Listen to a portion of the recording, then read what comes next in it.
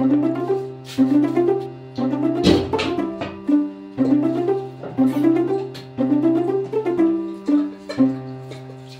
everyone! It's another mini vlog. Yes, this is Nunalo. Namiss ko ma-voice over, guys.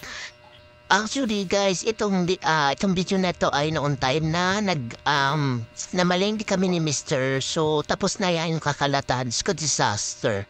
Anyway, so ayan na tayo naglilipit muna ng lahat na pinagamitan ni Mr. Disco na Wanday. Pag si Mr. nagluto, Disco kalat ng lahat.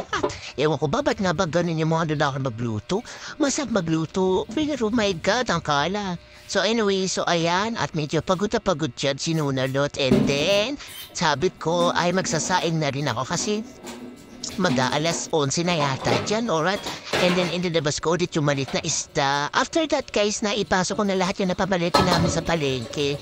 Yung mga, konti na naman, manok, isda, puro mapapaksiwin na ano ni Mr. So, ayan ako ay uugas na ng bigas. Ginamit ako na ng spatula at feeling ko, mas okay, mas madali. So, ayan, pinupunasan sana natin yung rice cooker na lagayan. Kayo ba, ganyan, di ba kayo? Para hindi mahalawang yung rice cooker, yung pinakain niya, yung pinakapat niya. So anyway, so ayan, magdagay muna tayo. I think that is 4 cups hanggang gabi na. And then after that, pasensya na kayo kung makalat. That time ay pahupa pa lang yung tubig baha. Guys, kami ang nakatagalan talaga sa subdivision ng Bulacan talaga. Ewan ko ba?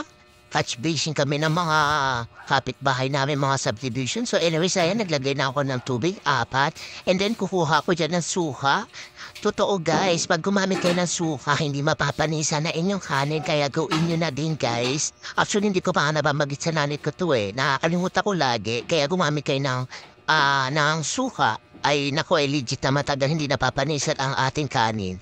So anyway, so ayan, at kumamit ako ng basahan at baka mag-ground ako. Basang-basa yung kamay ko, kaya kinuha ko muna yung basahan pantakip na aking mga plato. And yeah, hanggang ngayon, itong nag-voice over ako, medyo makalat pa yung bahay. Kasi nga, inuna muna namin dinisin yung mga kilid-kilid, ang bibigat po naman ng naragas.